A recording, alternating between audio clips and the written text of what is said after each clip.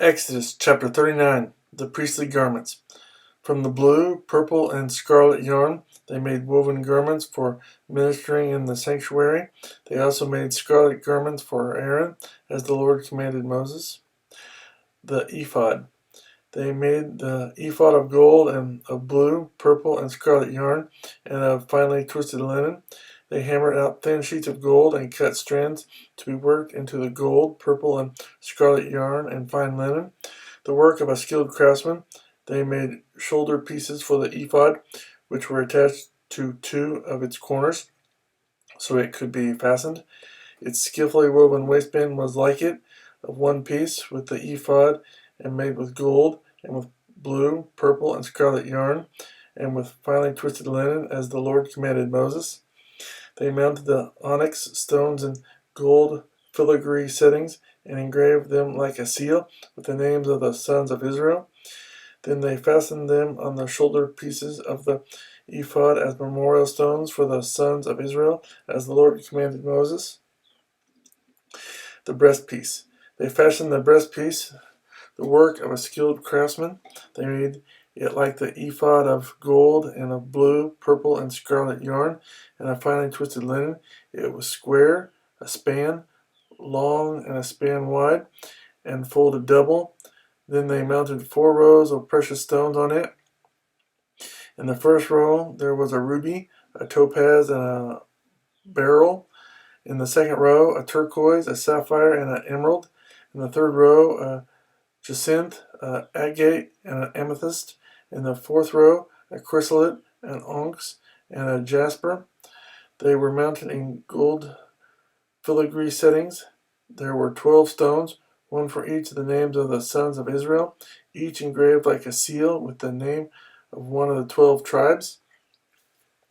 For the breastpiece, they made braided chains of pure gold, like a rope. They made 2 gold filigree settings and 2 gold rings, and fastened the rings to 2 of the corners of the breastpiece.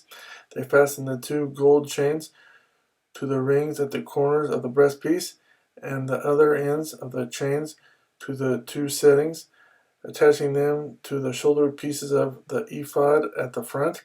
They made 2 gold rings and attached them to the other 2 corners of the breastpiece on the inside edge next to the ephod. Then they made 2 more gold rings and attached them to the bottom of the shoulder pieces on the front of the ephod, close to the seam just above the waistband of the ephod. They tied the rings of the breastpiece to the rings of the ephod with blue cord, connecting it to the waistband, so that the breastpiece would not swing out from the ephod, as the Lord commanded Moses. Other priestly garments. They made the robe of the ephod entirely of blue cloth, the work of a weaver, with an opening in the center of the robe like the opening of a collar, and a band around this opening so that it would not tear. They made pomegranates of blue, purple, and scarlet yarn, and finely twisted linen around the hem of the robe. And they made bells of pure gold and attached them around the hem between the pomegranates. The bells and pomegranates alternated around the hem of the robe to be worn for ministering, as the Lord commanded Moses.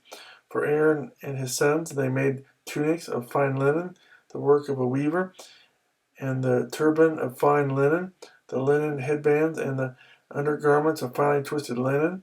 The sash was of finely twisted linen and blue, purple, and scarlet yarn, the work of an embroiderer, as the Lord commanded Moses. They made the plate, the sacred diadem, out of purple gold, and engraved on it, like an inscription on a seal, holy to the Lord. Then they fastened a blue cord to it to attach it to the turban, as the Lord commanded Moses. Moses inspects the tabernacle. So all the work on the tabernacle, the tent of meeting, was completed. The Israelites did everything just as the Lord commanded Moses.